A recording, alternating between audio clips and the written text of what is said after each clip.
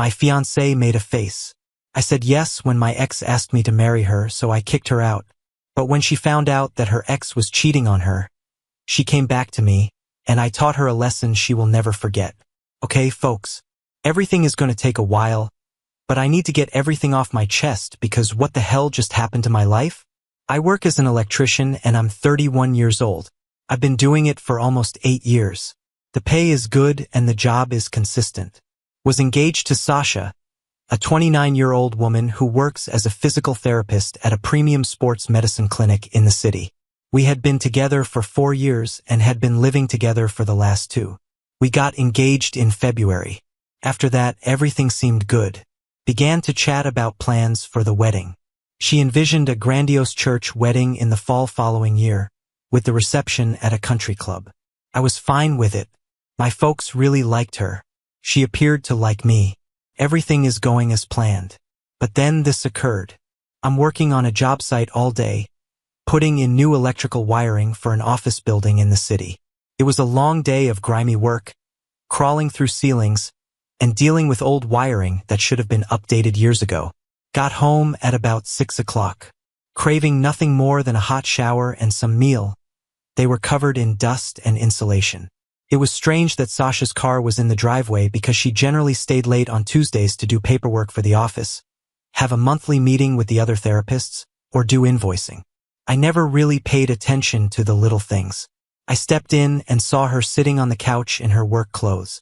She looked different, thrilled, and nervous. That look folks acquire when they have news to tell you but aren't sure how you'll respond. Like when someone wins the jackpot, gets a promotion, or is pregnant. When I set my tool bag by the door, she said, "Alex, can we talk? I need to tell you something." That tone, the tone women get when they're gonna drop something big on you. Okay, what's going on? She took a deep breath and hit me with it. Jonathan asked me to marry him today just like that.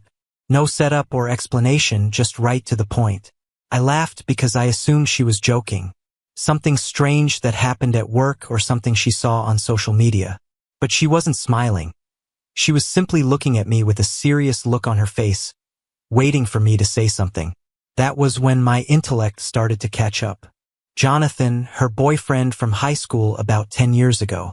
I had heard rumors about him throughout the years, but I thought he was long gone. She informed me she'd been seeing her ex for a while when I asked her when she started seeing him. I met with him, not ran into him at the shop or heard from him on Facebook. Meeting similar anticipated scheduled meetings since March. She said 2 months. She had been surreptitiously meeting her high school ex for 2 months after we were engaged. She said yes when he proposed, even though I was working extra hours to cash for a wedding ring. We were looking at places and talking about our future together. Felt like someone had hit me in the chest. I was just sitting there, looking at this woman I wanted to spend the rest of my life with. This woman was wearing my engagement ring and informing me she'd said yes to another man's proposal. Everything that happened in the last 2 months finally made sense. The late nights weren't about taking care of patients. She was going to see Jonathan. The hidden phone calls had nothing to do with work. She was having a conversation with Jonathan. The new clothes and makeup weren't for work. She was putting on clothes for Jonathan. The emotional distance didn't mean I was having second thoughts about getting engaged. She was in love with someone else. I said, "Alex, take off my ring. Let me explain." "Take off the ring, Sasha." She gingerly took it off her finger and put it on the coffee table between us. 3 months of my pay just sitting there like it didn't matter. "You have 1 hour to pack your things and leave." "Alex, please, let's talk about this." 1 hour. She tried to explain, but there was nothing to convey. She had made her choice and it wasn't me. I called my sister while I was in my truck, my hands quivering with fury and astonishment. Evelyn wanted to come over, but I just wanted Sasha to leave. I needed her to leave my house, my life, and my future. She stepped outside with 2 suitcases 45 minutes later and tried to tell us that we could still be friends. She drove away after ruining 4 years of my life for a walk down memory lane in high school. That was it. One conversation ended 4 years. I went back inside, and the home felt absolutely empty, as if all the vitality had been drained out of it. The ring was still on the coffee table where she had left it. I picked it up, put it back in the box, and put it in my dresser drawer. I didn't know what else to do with it. The next few days were really hard. I took a day off work because I couldn't focus on anything that had to do with electricity. I almost shocked myself twice on Tuesday because my mind was completely elsewhere. It's not simply dumb to become distracted when you're working with 480 volts. It's not safe. My boss sent me home after I almost walked into a ladder for the third time. The house felt like a grave. There was a remembrance of Sasha in every corner. Her coffee mug was constantly in the cabinet. The blanket she likes best is still folded up on the back of the couch. Things you don't notice until someone leaves, and then they're everywhere, making fun of you. But this is where things truly go wrong. Within 24 hours, her family started to get in touch. The first thing was a text from her mom. "Alex, I know this is hard, but Sasha has found the one for her. Jonathan has always been the one she loves the most. I hope you can understand and be happy for them. Be pleased for them. She wants me to be delighted that her daughter left me for a high school recollection after 4 years of my life." Then her dad called and left a long voicemail saying that sometimes things happen for a reason. How Sasha and Jonathan are meant to be together because they have a real history and a strong connection that stretches back to when they were kids. Stated I seemed like a nice man, but love has a way of finding a way. And this was supposed to be actual history. Like the years I spent with his daughter didn't matter at all compared to an adolescent infatuation from 10 years ago. I got a text from her sister as well. Some nonsense about how she'd never seen Sasha happier than she was with Jonathan. How they were meant to be together and how genuine love always wins in the end. Like I was the bad guy who was keeping them from getting back together, when really I was the one who was totally messed over. The worst part was how they all behaved like I should be thankful. Like I should thank them for telling me that I was only keeping Sasha's seat warm until her genuine soulmate got back. Like I should have politely stepped aside and wished them well. None of them said they were sorry. None of them said that what Sasha did was wrong. They were all just happy that she had found real love, even though it hurt other people. I blocked all of them on everything. Phone numbers, email addresses, and social media. I didn't need their bogus pity or warped logic messing with my mind while I tried to figure out what happened. But my parents were quite sad. When I told Mom the whole story, she cried. She had been excited to have Sasha as a daughter-in-law. Had already begun to think of wardrobe options for the wedding. Dad got angry and quiet. He kept asking me if I wanted him to drive over and talk to Jonathan. I had to talk him out of it. The last thing I wanted was for my 58-year-old father to get arrested for assault because he was protecting my honor or something. I liked that he was willing to fight for his son, though. During all of this, my sister Evelyn was my lifeline. She'd bring me takeaway food every few days to make sure I was eating something other than the strange stuff I had in the pantry. They sat with me while I talked about how I felt about everything. Didn't try to fix anything or give relationship advice. Just listened and agreed that Sasha was a piece of work. The best thing about Evelyn was that she wasn't surprised by any of it. She said she had been receiving strange vibes from Sasha for months, but didn't want to say anything without proof. Sasha would get this faraway expression in her eyes anytime someone brought up marriage or commitment. Like her mind was on something else. Evelyn also helped me sort through the things that Sasha left behind. It's amazing how much junk someone can collect in 4 years. Bathroom hair supplies, clothes that didn't make it into her hurried packing session, and books and magazines all over the house. We put everything in boxes and I took it to her sister's house without saying a word. Eventually, doing things like SAB helped me forget about stuff. My coworkers realized something big had happened, but they didn't ask. It was great that construction workers don't like to talk about their feelings. It took nearly 3 weeks for the engagement announcement to come out. Some park downtown has professional images. Both of them appear really happy. Her ring was obviously bigger than mine, which shouldn't have troubled me, but it did nevertheless. Had to outdo the ex-fiancé even though his own relationship had fallen apart. The comments on that post were even worse. It was meant to be. Love always finds a way. I'm so glad you two found each other again. It was like they were celebrating a lovely love tale instead of the end of my relationship. I started to think that maybe I had been lucky. Someone who could toss away 4 years of their life for some high school memories definitely wasn't ready to get married. Still ached like crazy. Evelyn kept telling me that this revealed everything about Sasha's character and nothing about mine. She said I deserved someone who wouldn't even think about leaving, let alone actually do it. I'm glad I found out before the wedding instead of 5 years and 2 kids later. Someone who considered commitment as something important, not something that could be thrown away when a better opportunity came along. She was correct. But rationality doesn't make it hurt less when someone you care about decides they don't want you anymore. I stopped using social media after the engagement announcement. I thought that whatever happened next in their fairy tale relationship wasn't my problem anymore. I had to focus on putting my own life back together instead of seeing them construct theirs on the rubble of mine. Things have been going well for the previous few months. Work has been steady. Got some good side gigs that pay well. After the whole engagement catastrophe, I finally got my mind back on straight. I got a text yesterday that made me wonder if I was living in another world where everyone has gone crazy. Sasha, the lady who ended our 4-year romance for her high school ex, had the nerve to ask me for money for their wedding. I mean it. This is so crazy that I need to break it down since I'm still trying to figure it out. On a Tuesday afternoon, my phone buzzed with a text from a number I didn't know. I had blocked Sasha on everything months ago, so it took me a second to remember who she was. It looks like she either obtained a new phone or borrowed someone else's to call me. At first, the message seemed harmless. Hey, Alex, I hope you're doing well. I was wondering if we could chat about something that matters. I wanted to remove it and block the number right away. It's never a good thing when an ex reaches out, especially if they left you for someone else.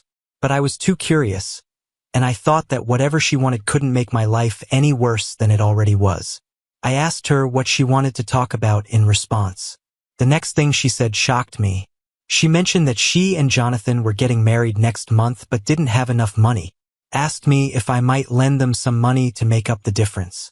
Not by yourself, though. She just asked for money to marry the guy she left me for. I had to read it 3 times before I understood it. This woman broke off our engagement, ruined 4 years of my life, picked another man over me, and then had the gall to ask me to help pay for their wedding. The wedding that was going to be ours before she chose Jonathan over us. But wait, it gets even better. Don't worry about that. Jonathan doesn't know I'm asking you for money, her next text said. She thought that keeping this from her fiancé would make me feel better about the whole thing. I should be glad that she wasn't telling him about what we talked about. It was amazing how bold it all was. She didn't think much of me or what we'd been through, so asking me to pay for her new relationship seemed like a fair request. She seemed to think of me as nothing more than an ATM she could use when things went rough. I probably sat there for 10 minutes looking at my phone, trying to figure out if this was a prank. Jonathan might have been testing me, or her pals might have been playing tricks on both of us. But no, the tone was really serious. She really believed that I might think about doing this. I wanted to contact her and shout about how crazy this request was. She must be utterly out of her mind to think I would give her money for anything, let alone her wedding to the guy she picked over me. But it would have gotten the reaction she was undoubtedly hoping for. Instead, I asked her why she thought I would want to assist pay for their wedding. Her answer was even more surprising than the first request. She claimed we had been together for 4 years and that she knew I was a good guy who wanted people to be happy. That even if things didn't work out with us, she thought I would want her to have the wedding of her dreams because that's what nice people do. They want their ex to be happy, even if it means giving up their own happiness. It was so obvious that they were trying to manipulate me that it was almost offensive. They tried to make me feel awful about not paying for their wedding by appealing to my character, making it seem like saying no would make me a bad person instead of someone with fundamental self-respect. Then she talked about how much I'd made on some recent side jobs, which made me feel weird because how did she know about my work situation? Either she had been questioning friends of ours about me or she had been monitoring me on social media to find out how much money I had. Both choices were really upsetting. She also talked about how Jonathan's construction business was having a hard time right now, and they had already put down deposits on places and vendors they couldn't afford to lose. They said they only needed a few thousand to make things work, and she'd always remember how I helped make their big day happen. A few $1,000 to pay for the wedding that was meant to be ours with the guy she dumped to marry someone else. I finally wrote back and told her she must be crazy if she thought I would give her a single money for anything, especially her wedding. That you asked your ex-fiancé to pay for your new relationship was possibly the dumbest thing I had ever heard. Her answer came right away and exactly what I expected. She got upset and said she was only asking because she knew I cared about her happiness. That she assumed I was grown up enough to get over our breakup and help her as a friend, because evidently ruining someone's life means you should keep giving them money. I urged her to get rid of my number and never call me again. That if she didn't have enough money for the wedding, she should approach her family, who were quite supportive of her desire to leave me. Or better still, Jonathan could learn how to pay for his own wedding instead of making his fiancée beg her ex for money. She tried again, stating I was being spiteful and carrying grudges instead of moving on like an adult. She said that assisting them would demonstrate that I was really over our relationship and wanted them success. More manipulation that looks like relationship advice. I blocked the number and continued on with my day. But I couldn't stop thinking about how brave it was to ask for it.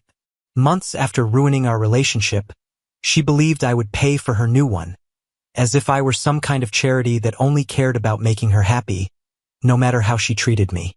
The worst part was how easygoing she was about it. No recognition of how rude the request was.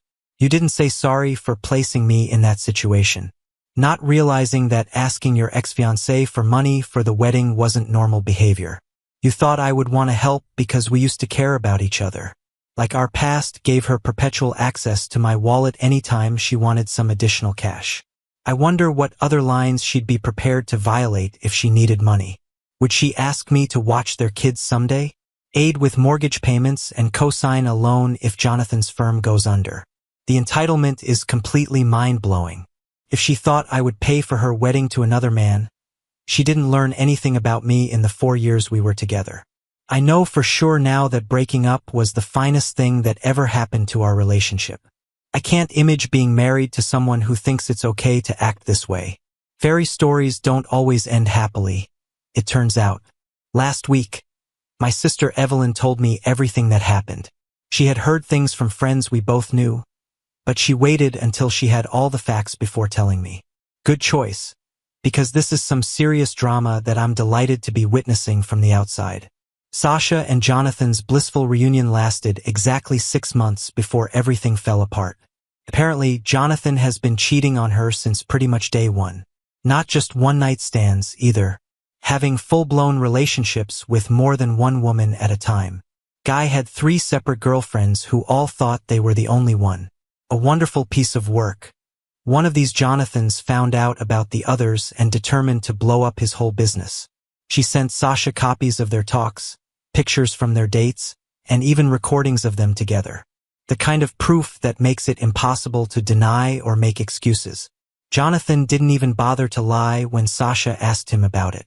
He told her he wasn't ready to settle down, so she should have known that he wouldn't be faithful.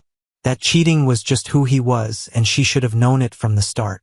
But this is where things truly go wrong. The cheating wasn't even the worst aspect of this mess.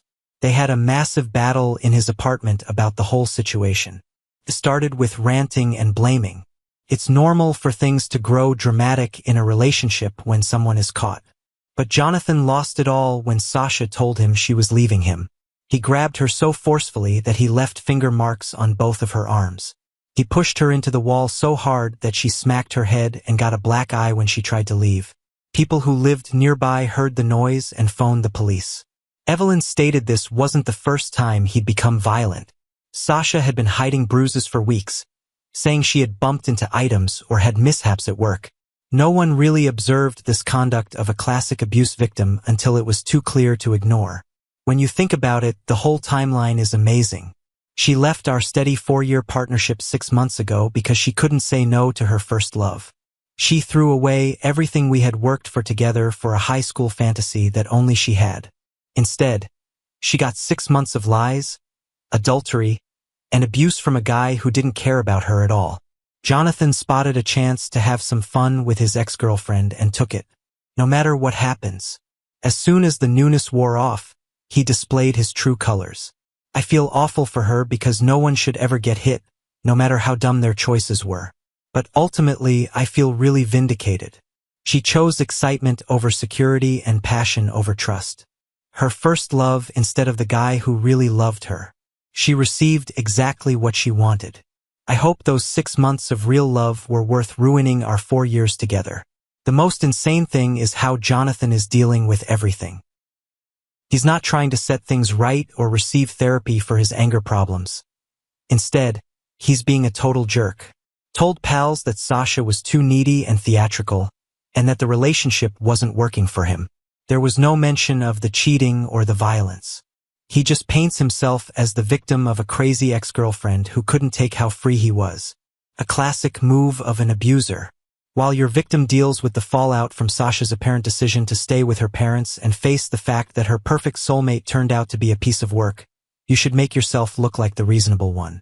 The same parents who were so supportive of her decision to leave me are now watching their daughter pick up the pieces of her life. Her family isn't as enthused about Jonathan anymore all of a sudden. It's funny how being cheated on and hurt can transform how people see someone's character. What happened to all those statements about real love always finding a way? The same family that was happy when Sasha chose to break up with me for her high school ex is now struggling with what happened because of that choice. When Jonathan stole someone else's fiancée, they believed he was the perfect man. Now, though, they don't think so anymore. Evelyn also said that folks had been inquiring about me a lot lately. Friends of both Sasha and myself who recall how she left and are curious about how I'm doing with all this drama. Most of them seem to understand now that I was the stable choice she tossed away for this mess. I instructed Evelyn to tell them I'm doing well and that I've completely moved on with my life, which is true. Things are going extremely well with the new person I started seeing a few months ago. Jade is not like Sasha at all, which is precisely what I needed. Jade knows about my past with Sasha, but she doesn't act uncomfortable or try to compete with me. It just admits that what happened was bad and works on making things better between us instead of bringing up past drama. It's the exact opposite of the mental tricks and emotional manipulation I used to cope with. We've been taking our time and making sure we're both ready before we make any significant choices. After seeing Sasha blow up her life for a dream reunion, I came up with a new idea. My life is very different from Sasha's right now. I'm developing something steady with someone who really wants to be with me, while she's discovering the hard way that enthusiasm doesn't endure when it's built on sometimes the best payback is just living well while your ex's life falls apart from their own terrible choices. Sasha wanted excitement and passion instead of the same old monotonous steadiness. She did get a lot of thrill, but not the type she wanted. Guess who's been trying to get back into my life ever since? Started roughly 2 weeks after Evelyn told me what happened. I got calls from numbers I didn't know on my phone. At first, I thought they were work calls or spam, so I let them go to voicemail. That was a big error. The first message was from Sasha, and she sounded like she was crying. Her voice was unsteady, and she could hardly get the words out between sobs. She said she needed to talk to me about all that had happened and that she had made a big mistake and needed my help right away. I deleted it without listening to the full thing. I didn't care about whatever difficulty she was going through anymore. 8 months ago, she chose Jonathan over me. It was her responsibility to deal with the ramifications of that choice, not mine. But the calls kept flooding in. Always various numbers. It was like she was borrowing phones from pals or using applications that give you a temporary number. Sometimes I got several calls in one day, and they always went straight to voicemail since I stopped receiving calls from numbers I didn't recognize. The voicemails got more and more desperate. She began by saying how sorry she was for everything that transpired between us. How she understood that what we had was real and wonderful, and she had thrown it away for something that turned out to be a total lie.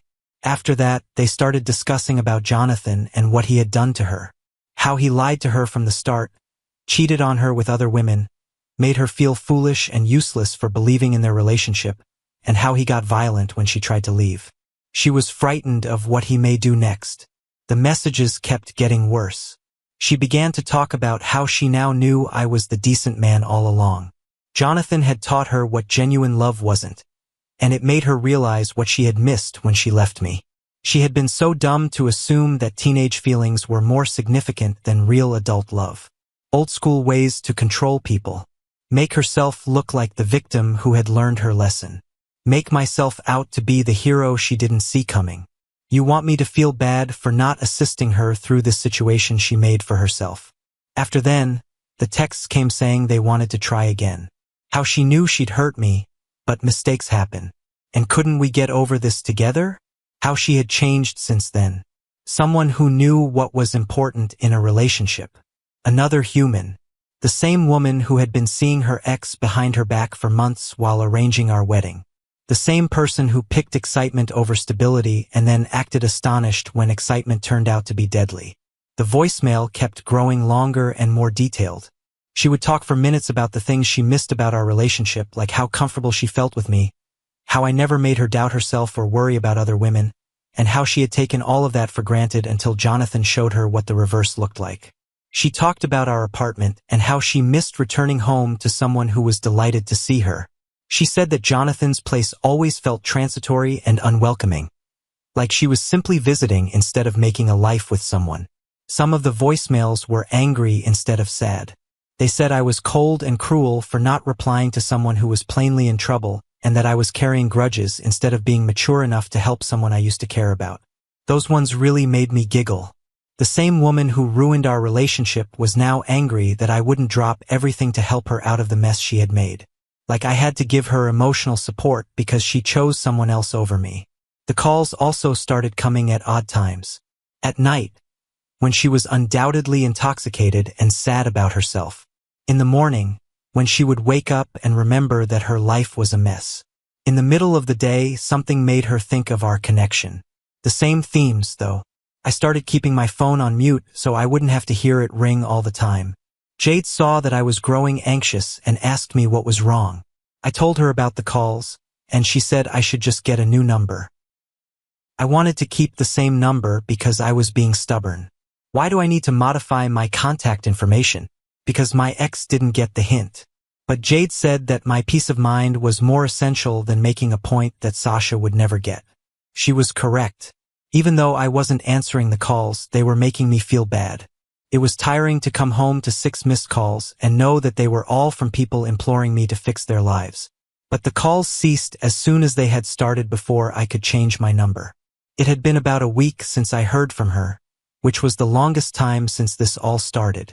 I thought she might have finally understood that I didn't want to be her emotional support system. Or maybe she had found someone else to talk to about her troubles. I was wrong, it turns out. She wasn't done trying to get me to notice her. She was only changing her plans.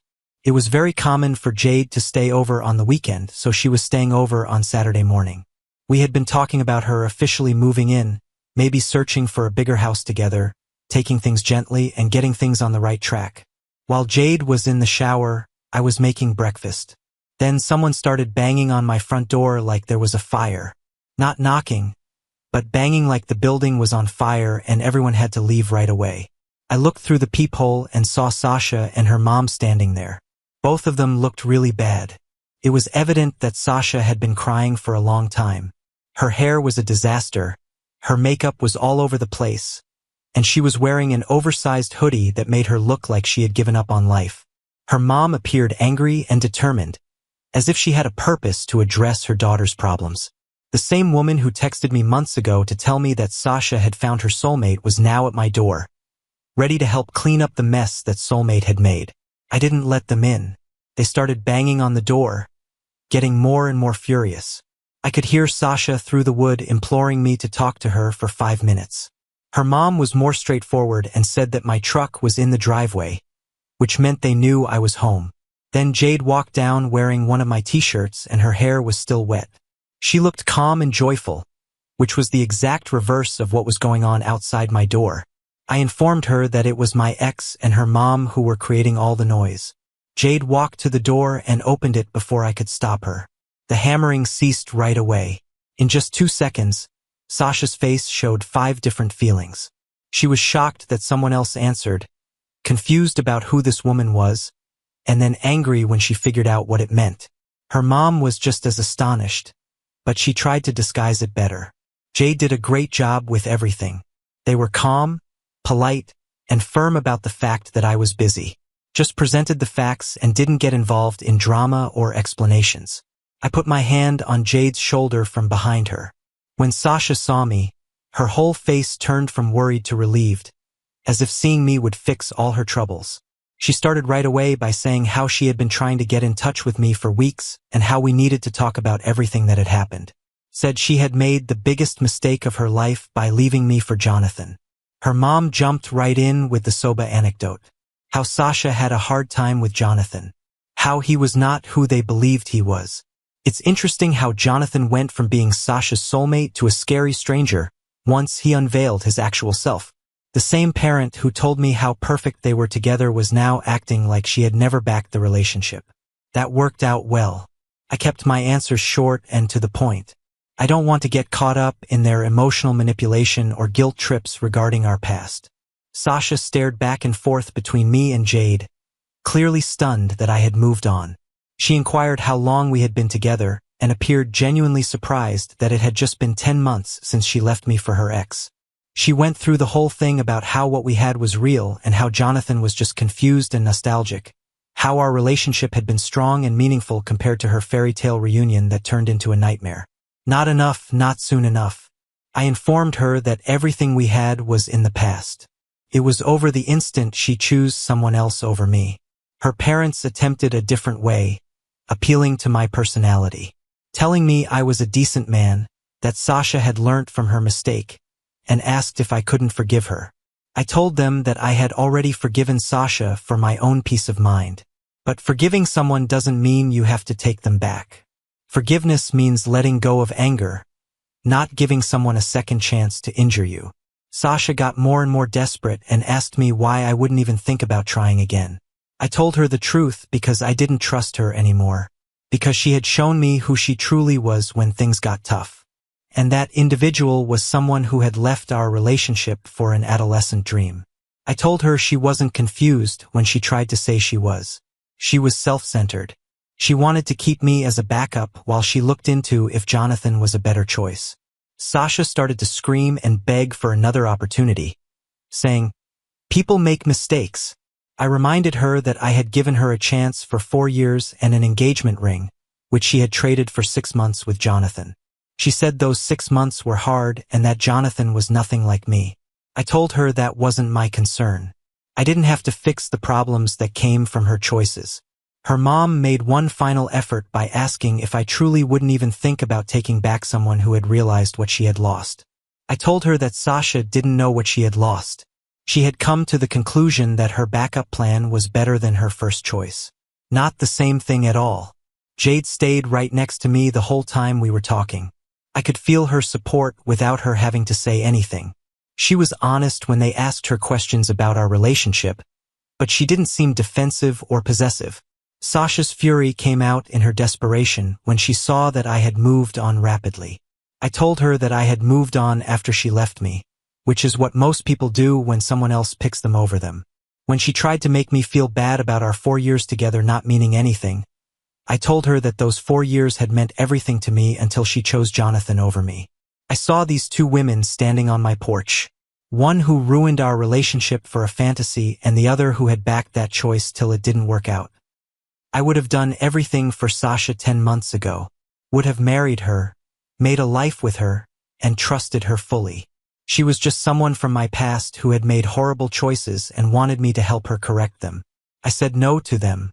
That's all there is to it. That hurt both of them a lot.